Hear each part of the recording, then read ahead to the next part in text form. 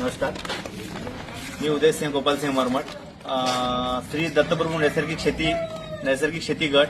ह्या गटाचा अध्यक्ष आहे आणि आज कपास क्रांती सघन लागवड या योजनेअंतर्गत मी माझ्या गटातील सर्व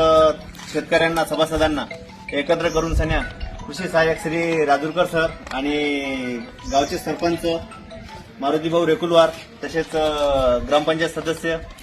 तानाजीभाऊ पवार यांच्या अध्यक्षतेखाली सर्व गटातील सभासदांना कपासी या बॅगांचे वाटप करण्यात आलेले आहे. नमस्कार, मी मारुती बंडू रेकुलवार सरपंच माजी. सर्वप्रथम मी लांजी गावचे कृषी सहाय्यक राजूरकर साहेबांचं मनापासून धन्यवाद देतो की माहूर तालुक्यामध्ये लांजी गावामध्ये त्यांनी 3 गट निर्मिती केले आणि या तिन्ही गटाला शासनाच्या मार्फत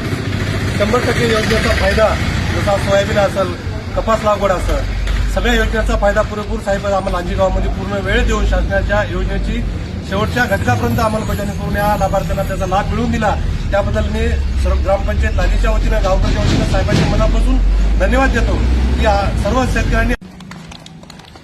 नमस्कार, मी उदय सिंह गोपाल सिंह मरमट,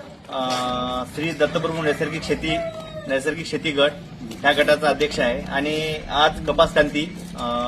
सघन लागवड या योजनेअंतर्गत मी माझ्या गटातील सर्व शेतकऱ्यांना सभासदांना एकत्र करून सन्या कृषी सहाय्यक श्री राजूरकर सर आणि गावचे सरपंच मारुतीभाऊ रेकुलवार तसेच ग्रामपंचायत सदस्य तानाजीभाऊ पवार यांच्या अध्यक्षतेखाली सर्व गटातील सभासदांना कपासी या बॅगांचे वाटप करण्यात आलेले आहे. नमस्कार, मी मारुती बंडू रेकुलवार सरपंच माजी. सर्वप्रथम मी लांजी गावचे कृषी सहाय्यक राजूरकर साहेबांचं मनापासून धन्यवाद देतो की माहूर तालुक्यामध्ये लांजी गावामध्ये त्यांनी 3 गट निर्मिती केले आणि या तिन्ही गटाला शासनाच्या मार्फत 100% योजनेचा फायदा, जसा सोयाबीन असेल, कपास लागवड असेल, सगळ्या योजनेचा फायदा पुरेपूर साहेब आम्हाला लांजी गावामध्ये पूर्ण वेळ देऊन शासनाच्या योजनेची शेवटच्या घटकापर्यंत अंमलबजावणी करून या लाभार्थ्यांना त्याचा लाभ मिळवून दिला. त्याबद्दल मी सर्व ग्रामपंचायत लांजीच्या वतीनं गावकऱ्यांच्या वतीनं साहेबांच्या मनापासून धन्यवाद देतो की सर्व शेतकऱ्यांनी